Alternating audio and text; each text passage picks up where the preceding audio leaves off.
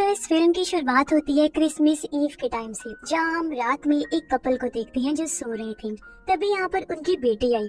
वो अपनी मॉम को जगाकर कहती है कि ऊपर छत से किसी के चलने की आवाजें आ रही हैं। उसकी मॉम बच्ची को उसके रूम में सुलाने ले गई और उसे कहती है कि बेटा कोई जानवर वगैरह होगा। बच्ची ने कहा लेकिन मामा सेंटा भी तो हो सकता है ना, क्योंकि क्रिसमस है। मॉम कहती है कि हाँ बिल्कुल हो सकता है। बच्ची बोली तो फिर आप सेंटा के लिए दूध और कुकीज रख दीजिएगा। मॉम ने हाँ बोला और उसे सोने का कहकर वो चली गई। फिर किचन में जाकर दूध और कुकीज भी रख देती है, लेकिन जब वापस जाने लगी तो नोटिस करती है कि दरवाजा तो खुला हुआ है। वो सोचती है कि शायद मेरे हस्बैंड दरवाजा बंद करना भूल गए होंगे जब वो ऑफिस से आए थे, और वो दरवाजा बंद करके इस बात को नजरअंदाज कर देती है। रूम में आकर अपने हस्बैंड को कहती है कि आपकी बेटी ने जी सेंटा के लिए दूध और कुकीज रखवाई है, तो सुबह होने से पहले सेंटा बनकर वो खा लेना। उसका हस्बैंड कहता है कि ठीक है, और ये दोनों सो जाते हैं। उधर उनकी बेटी अभी भी जाग रही थी, पर इस बार तो उसे घर के अंदर से किसी के चलने की आवाजें आ रही। वो जब नीचे चेक करने गई तो वहाँ सेंटा को खड़ा हुआ देखती है। उसे देखकर वो फौरन अपने भाई के रूम में आई, कहती है उठो भाई उठो, चलो मेरे साथ, हमारे घर में सेंटा आया है, उसे देखने चलते हैं। लेकिन उसका भाई गहरी नींद में था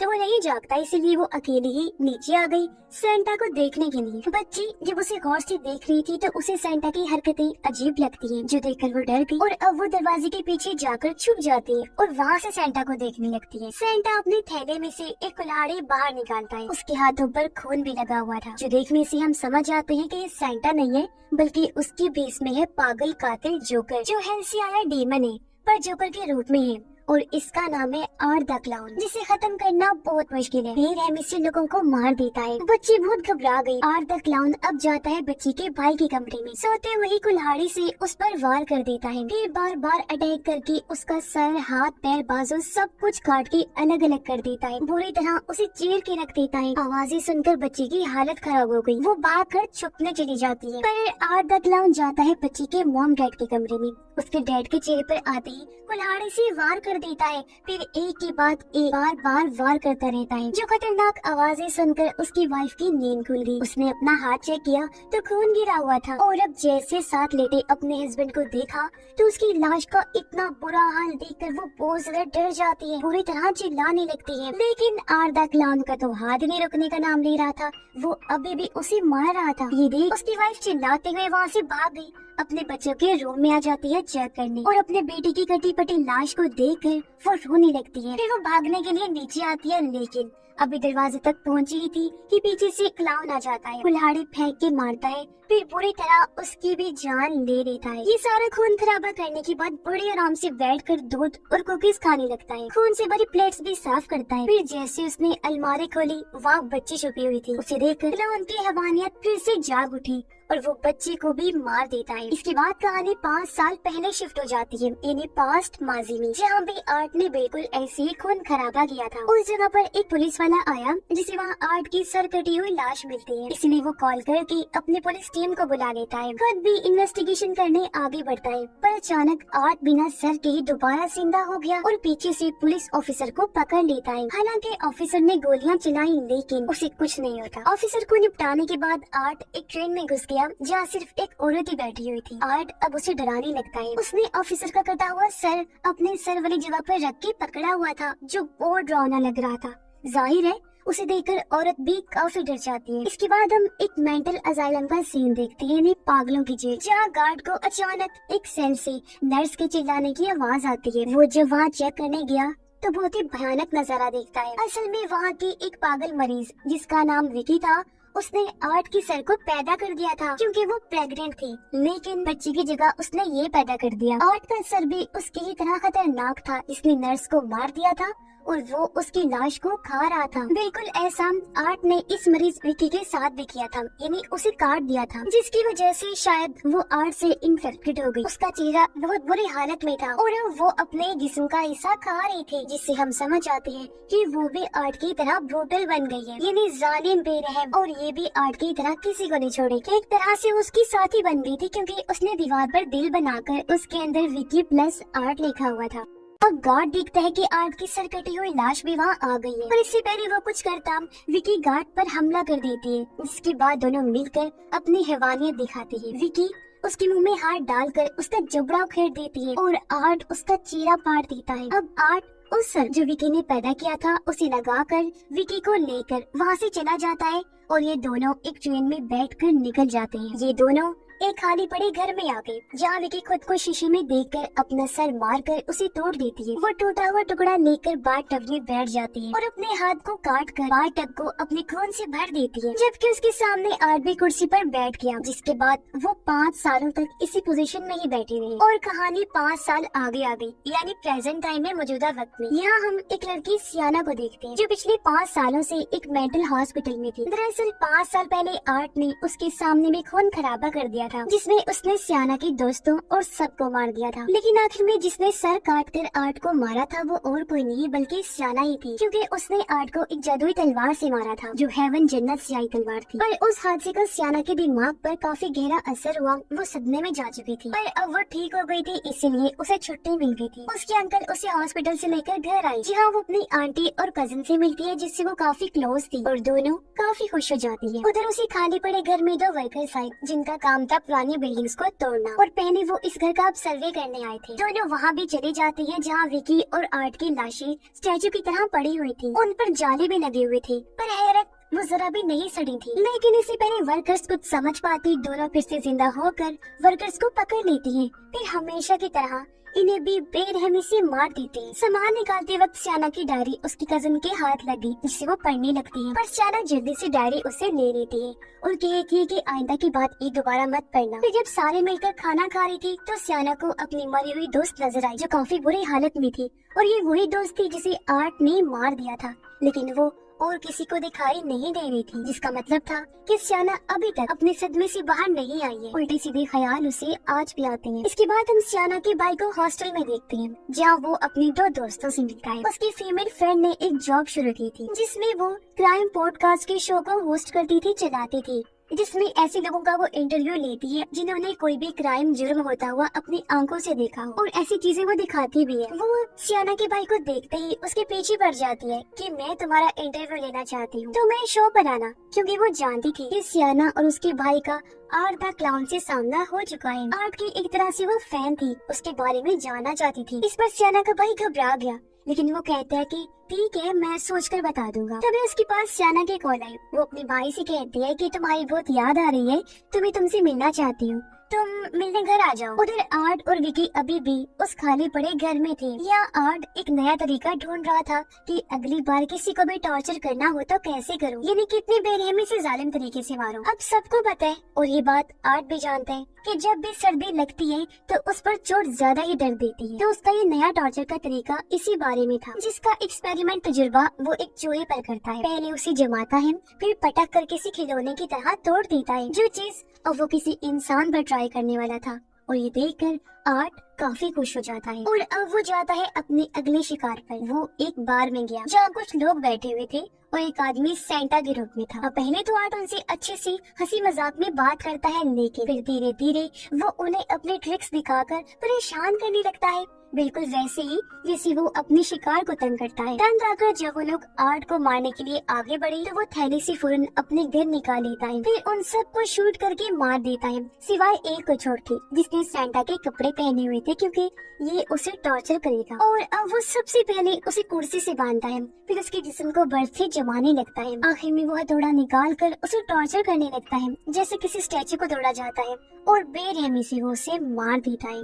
सियाना को अपने भाई का एक पुराना खत मिलता है, इसमें उसने लिखा था कि कभी कभी डेमंस हमारी दुनिया में घुस आते हैं जो हल जहन्नुम से आए होते हैं, लेकिन वो ऐसे काम नहीं कर लेते, बल्कि किसी मरे हुए इंसान की मदद से वो ऐसा कर पाते हैं। यानी एक ऐसा इंसान जिसकी हाल ही में मौत हुई हो और वो बहुत बुरा इंसान भी हो। अब अगर डेमंस हैं तो उनकी टक्कर का भी कोई होगा, जो होते हैं एंजल्स यानी फरिश्ते, जो डेमंस का खात्मा कर सकते हैं। और उन्हीं में से एक एंजल तो वो सियाना, जो बेटा तुमने आर्ट का खात्मा कर दिया था, और अगर फिर से कोई डेमन आ गया तो तुम भी उन्हें मार सकती हो। इसके बाद हम सियाना और उसकी कजिन को एक मॉल में देखते हैं, जहाँ सियाना को लोगों की चीखने चिल्लाने की आवाजें आती हैं, जिससे उसे खतरा होने लगता है कि कहीं आर्ट वापस तो नहीं आ गया, क्योंकि ऐसा उसे महसूस हो रहा था। और तभी सेंटा के कपड़ों में वहाँ आर्ट आता है, जिसके कपड़ों पर खून भी लगा हुआ था। अब उसने चेहरे पर भी सेंटा का मास्क लगाया हुआ था, लेकिन सियाना ने महसूस कर लिया था कि ये आर्ट ही है और वो उसकी तरफ ही इशारा कर रहा था, जो देखकर सियाना काफी घबरा जाती है। पर अचानक पीछे से उसकी कजन आ गई। उससे बात करके सियाना ने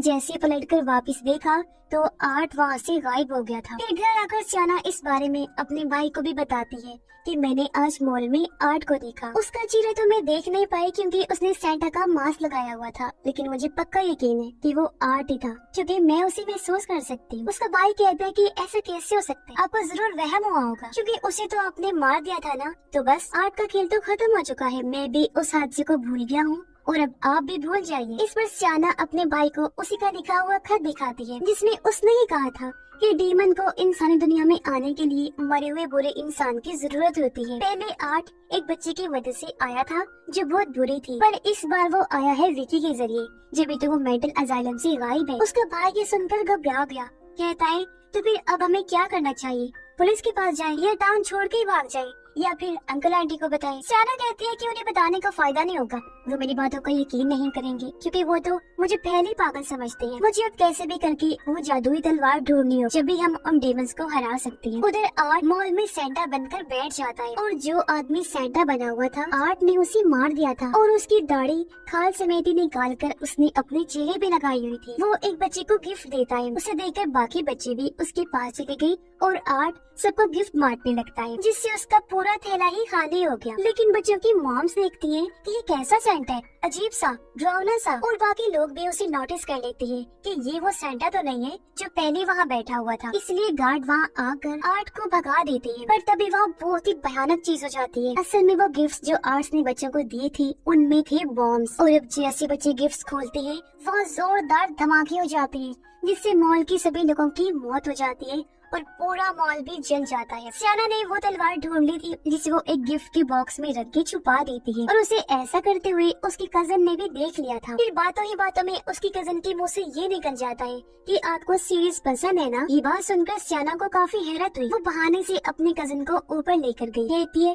कि मैंने तुम्हें कभी नहीं बताया कि मुझे सीरीज पसंद है, तुम्हें कैसे पता थी, तुमने मेरी डायरी पढ़ी है ना। इस पर उसकी कजन कहती है कि हाँ, और मैंने आपकी मना करने के बाद भी उसे पढ़ लिया। दरअसल मैं जानना चाहती थी कि आपके साथ क्या हुआ, आपने जो लिखा हुआ है आर्ट द क्लाउन, उससे जुड़ी बातें, क्या वो सब सच है। पर वो बच्ची थी, कहीं डर ना जाए। ये सोचकर सियाना उसे झूठ बोल देती है कि नहीं, मैं बीमार हूँ ना, इसी वजह से वो मुझे उल्टे सीधे ख्याल आते हैं जिनको ही मैं लिख देती हूँ। उसकी कजन पूछती है अच्छा तो क्या आपने उस जादुई तलवार से आर्ट की गर्दन नहीं उड़ाई थी। सियाना कहती है कि नहीं। कजन काफी मायूस हो गई, बोलती है अरे यार शिट, सब बेकार चला गया, मुझे तो वो बड़ा मजे का लग रहा था। सियाना कहती है अच्छा मेरी बात सुन, तुमने मेरी डायरी से जो पढ़ा है, तुम जो भी जानती हो वो किसी को मत बताना, ओके। उसे वादा भी करती है जिस पर उसकी कजन मान जाती है। उधर हॉस्टल में सियाना की भाई की दोस्त अपने दूसरे दोस्त को कहती है कि मैं कैसे भी करके उसका इंटरव्यू लेना चाहती हूँ क्योंकि मैं आर्ट की कहानी के बारे में जानना चाहती हूँ, उसके खौफ को महसूस करना चाहती हूँ कि कैसा लगता है जब उस जैसा बुरा डेमन आपके इतने करीब होता है, वो कैसे मुस्कुराते हैं। अब आर्ट जो पहले हॉस्टल में घुस गया था चुप कर उन दोनों की बातें सुन लेता है और सोचता है अच्छा तो ये इतने करीब से मुझे महसूस करना चाहती है, तो चलो ये जो मांग रही है इसे दे देता हूँ। सियाना टीवी पर न्यूज देख रही थी जहाँ उस मॉल में होने वाले धमाकों के बारे में बताया जा रहा था। गवर्नमेंट को लगता है कि ये किसी दुश्मन का हमला है, लेकिन सियाना समझ जाती है कि नहीं, ये आर्ट का काम है, इसलिए वो घबरा जाती है। उसे अपने भाई की फिक्र होने लगी, इसलिए वो फोन करके उसे इस बारे में बता देती है और घर आने का कहती है। उसका भाई पूछता है आप तलवार ले आए हो, जिस पर सियाना हाँ में जवाब देती है और वो भी घर आने के लिए मान जाता है। अब उनके अंकल हॉस्टल जाते हैं सियाना के भाई को लेने के लिए। बाथरूम में वो होस्ट लड़की यानी सियाना के भाई की दोस्त और उसका दूसरा दोस्त साथ में थी, पर तभी यहाँ पर आ जाता है आर्ट। वो चैनसो से उन पर वार कर देता है, उसके दोस्त पर पहले वार करता है जिसके बाद लड़की के सर पर हमला कर देता है और उसे तब तक मारता रहता है जब तक उसका चेहरा कुचला नहीं जाता, पर वो अभी भी जिंदा थी। उसके आखिरी टाइम में आर्ट उसे स्माइल करके दिखाता है कि मैं ऐसे मुस्कुराता हूँ और कहता है देखो मैंने तुम्हारी ख्वाहिश पूरी कर दी, ऐसा होता है जब मैं पास होता हूँ, लो कर लो मुझे महसूस। जो कहकर वो उसे जान से मार डालता है और अपना चश्मा उसकी लाश को लगा देता है। अब उस लड़की का दोस्त जख्मी हालत में जमीन पर पड़ा हुआ था, उसे देखकर एक बार फिर आर्ट फुल ब्रूटली मोड में आ जाता है।